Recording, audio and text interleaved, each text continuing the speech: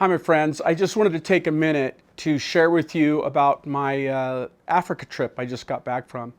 I was in two places. I was in Ethiopia, and then I went to Uganda. And there's a backstory for all of those, but I want to focus on Uganda for a minute. I'm super excited. Let me begin by expressing my gratitude. Thank you, Real Life Ministries, for thinking beyond the United States and the church around the world, for truly having a global vision for the Church of Jesus Christ.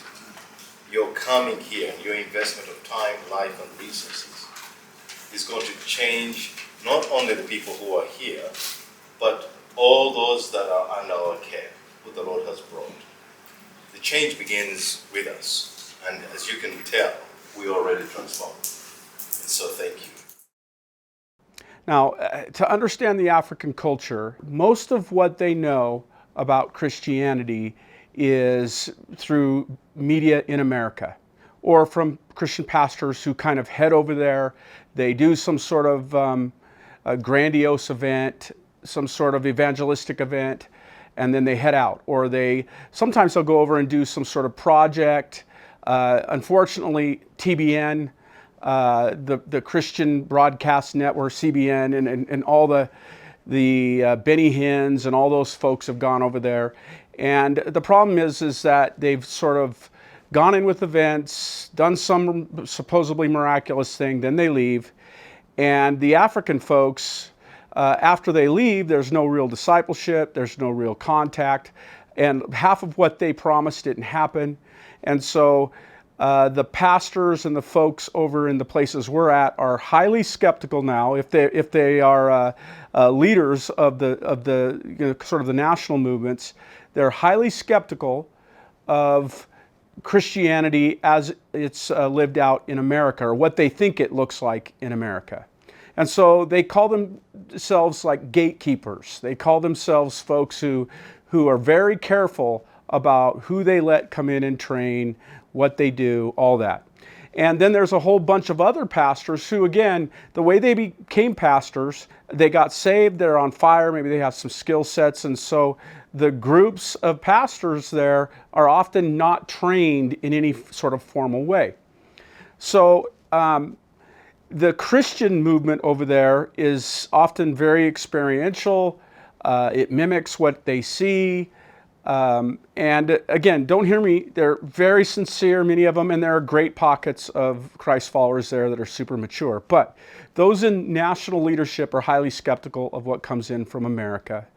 And so in the midst of all that, the Muslims are very active. They pour their money into these places, and they kind of take advantage of people who are disappointed in what they've experienced in Christianity. So the Muslims go in with money. They don't come in necessarily with Sharia law. They come in building a mosque every 5 kilometers. It's very sort of milquetoast Islam. They gain adherents by really putting people to work, taking care of physical needs, pouring money into the place, until they get a high percentage in some of these democracy sorts of countries. And then once they get leadership, now the fundamentalist movement comes in and sort of takes over. So the countries there that are not Muslim are very concerned about the Muslims, and many of them come sort of with a Christian background. They accepted Christ somewhere, maybe they were part of the Coptic or the Orthodox churches, but they may not necessarily be Christian in their political roles, but they're definitely not Muslim. And so there's a connection between how well the Christian faith does and whether or not these countries become Muslim. And so there's some concern. So because the Christian sort of media market in America has done damage, sort of given people a taste of something that didn't really pan out, we didn't really go in and help them long term. These people are kind of set up for the Muslims who come in and go, we're going to help you, and we're here. And so we have gone into these countries, and we don't just throw in money. We're in 42 countries, but when we go in, We go in training pastors. We don't do big evangelistic events. We create relationships. In Uganda and in Ethiopia in particular, we've been in there for years. We have been in Ethiopia for almost 20 years. One of our great Christian folks, a doctor and his wife, have been running a hospital, Dwayne and Jackie Anderson in Ethiopia. And then we've been working with churches and training churches for many years. Brandon Gindon came from here. We work together, and he's been doing great work in Ethiopia, and it opened up amazing doors. Here in Uganda, which is what I want to talk about, we have been working in Uganda for a long time. And so in Fort Portal, we have a pastor that we started training when he had a small church. And we've been with him for years, brought him over here, gone over there several times, do a lot of work consistently, building relationships, discipling him, which then he started to branch out. The church grew. He started planting churches. He started working with national churches because, at least, especially in that region, but nationally, started seeing what was going on there. And so now he's got a network of hundreds of churches that he's shepherding and pastoring. But that led to other opportunities. As you know, a few years back, Compassion International, they get sponsors for children in these countries to give them schooling, give them food for their families, share Christ with them. We've done some work with them, but they came to us and said, hey, we're doing great work with the kids, but a lot of these churches that we're working with aren't necessarily making disciples. So these kids accept Christ when they're young, but many of them don't connect to the church after they graduate, and they don't continue. So what would it look like for us to go to some of these churches that they're giving food to with the children in Compassion, but work with the pastors and adults so that there's a connection between what's happening with the kids and what's happening with the adults? So we agreed to do that, and they wanted to do sort of a test pilot, so they gave us a pastor in Kampala, Uganda, named Richmond Wandera. And this guy was a Compassion kid, and his father was assassinated as a politician years ago, and then his family went through horrible times, and he became a Compassion kid. And Compassion really played a huge part in his life. And then one of the sponsors that he had said, hey, let's take you to America, and let's take you to Moody Bible Institute.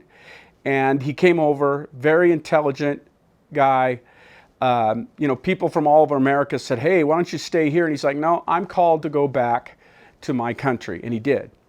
When he went back there, he became a pastor of a church, and that church became very successful. He's a brilliant speaker, dynamic, intelligent. He started having this growth, but he had a passion to educate pastors. In Uganda, a very tiny percentage of these pastors have been, again, educated in any meaningful way. So he wanted to educate pastors. He wanted to bring Bible knowledge to the pastors, which would protect them from all this false stuff that was coming in through the supposed Christian broadcast network, protect them from all the false teaching, the Muslims. He really wanted to make disciples. When we started meeting with Richmond and his team, and now, by the way, he's got a network of churches of 15,000 called the Pastors Discipleship Network, PDN, of Africa. He invited us to come over, and Compassion said, hey, why don't you, Richmond, partner with Real Life Ministries to see if we can't do discipleship a little bit different. So we went over a year and a half ago, went with Compassion, met Richmond, started talking about the difference between educating and discipling, started living that out with him, and he completely was like, whoa, I mean, this is an intelligent, godly guy, and he has a heart for Jesus, and he just had never been really taught about relational discipleship. Well, he embraced it in his own church, and it made a difference in his life, and it made a difference in his marriage. Like many of pastors, they're kind of told that if I just serve the Lord's church, he'll take care of the family. So you spend all your time serving the church, but you neglect your wife, your kids, because God will take care of that. I'm laying my life down for the church. And what we teach here is, yes, you serve the church, but God never asked you to give up your family. And how do you have balance and raise up people and disciple people so it's not all on you? Well, he embraced this. And so when we went over there, he's had a vision to create this Bible college. Well, at the same time, the government in Uganda is seeing the impact of the American sort of church on their country, the Muslims pressing in, the pastor's dysfunction, and the government made a decision that they were going to force all churches to be registered. And in order to be registered, the pastor has to have formal training. And the problem is that there are very few universities there. And so who's going to do the formal training? Well, Richmond's passion has been to educate these pastors. He's been working on this, and he's actually trying to build a Bible college there that would reach 4,000 pastors and all this stuff. Well, the government sees that the lack of formal training and discipleship training is mayhem, but then there's this guy over here that's been living this out in right near us. He's got a passion for this. The connection between the government and Richmond was, hey, Richmond, would you be willing to be one of the colleges that trains all these pastors? And again, they didn't want to just say all these churches have to go away because their pastors aren't trained. They gave them a 5-year gap, like grandfathered these pastors in for 5 years. And they had 5 years to have some sort of formal training. Well, then they invite Richmond in to fill the gap for formal training for 180 some thousand pastors. And then they even said, hey, Richmond, would you help us create the credential and the training for these pastors? At the same time, we've been meeting with Richmond for 1.5 years, and he's moved from, it's not just about education, it's about who you are as a person. It's about living out 5 spheres of discipleship, being a balanced Christ follower in every part. And discipleship doesn't happen in a classroom alone. That's part of it. It happens in relationship, and we need to start equipping people, doing this in relationship. We need to live a biblical form of Christianity, rather than what we're seeing in America, rather than just the educational sort of Christianity that isn't working in America either. All these dots are connected. Now, normally what we do is we train pastors, and we're very careful. We want the Africans, or wherever we're at in the countries we're in, we want the nationals, people that live there, to be the heroes. We come in and we do the training. We also are careful about being the funding for these ministries, because if they get kind of used to our funding and all of a sudden that's cut off, they don't have a way to continue on. They've built models that cannot continue without the funding from another place. So we teach them to do discipleship in the biblical way with their people in such a way that if funding is cut off, they're ready to go. They're, kind of like in America. If they shut down the organized church, we're in small groups, we're making disciples, we're ready to go. You cut off the money, you don't cut off discipleship. So we're really careful how we do things, how we invest money in things, and we do a lot of training. And when we do, again, the Africans are the heroes in this case. They get trained, they train their people. We step back, we just support and train, but they become the heroes. From their churches, they do the wells, so that when there's a well, they don't go, the Americans are the heroes. They see the Africans are the heroes. They connect. We don't just meet their physical needs, we meet their spiritual needs. And the church, when it works that way, the way that God said to work it, it just flourishes everywhere, and it works in every culture. It's not an American way of doing church. It's a biblical way, and God knows how He did it, and it works everywhere. When you start looking what's going on in Africa, he's had a passion. He's been living there. He's lived it out in his own life. It's changing him. When we just went there, he brought in his top 100 pastors. We trained them. They're going to be training their people on relational discipleship and what does that look like, and being the church, not going to church, rather than the American version. Bible college that doesn't just include education, but teaches them how to make disciples, so that the pastors are being trained all over the country, and the young people who are being brought up are actually doctrinal, biblical, can discern falsehood. As we make disciples and we keep our disciples as they grow up from our homes, then then we're able to withstand the pressure of the Muslims. Now we're experiencing a real life instead of some sort of fabricated flyby that doesn't even represent Christianity. I mean, it's pretty amazing. The government sees this. We're training the guy who's working with the government, who's discipling. Okay, here's what I'm saying. Normally, I don't go and say, hey, we should get involved financially, but there are certain times where I think we could help. They're building, I don't even know how many thousands of square feet for housing these African pastors short term. They're trying to do it in such a way that they can have their job, and then they'll train them by bringing them in. They stay the night. They do things, they do online. They're just doing an amazing strategy. But they're building this massive building, and the Africans have funded a bunch of the stuff, and they've done a bunch of stuff, and they've gotten some help, but they're living it out themselves. And this building costs $1.8 million. In our money, that's nothing compared, when you're thinking about building buildings. But for them, that's a lot of money, and they've already funded about $900,000 of it. And I'm just going, hey, we get a chance to impact the entire country of Uganda right now. We're not just talking about a church. And we're still, Ronald has opened up, Kazita, we do this with him, and he has opened up that country, and he is in a different part of the country, transforming. But this is a chance to not just impact an area, but the whole country, and out of the overflow that, the same problem exists in the countries around there. So this is a pretty big, amazing thing. And so I'm asking you to pray about, is there something that the Lord's telling you to do?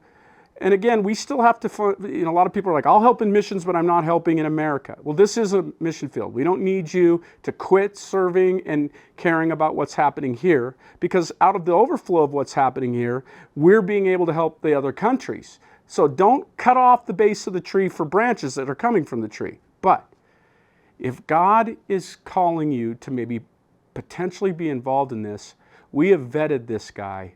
This guy's the real deal. He's living it out. He's making a difference. God's connected the dots. This might be something that we come to do together that transforms Africa. Now again, I haven't even talked to you about what happened in Ethiopia, and that is an equally miraculous story. I'll do that another time. But I want you to hear about what's going on with Richmond, with PDN, with Compassion Partnership. We're in 42 countries. God is doing something from right here in this area. Regular, everyday people. And again, faithfulness, grit, doing what God asks us to do in the little things opens up the bigger things. And our people here, regular people, are being involved in national, continental things. And so, what's the Lord saying to you? Think about it. Pray about it. Thanks.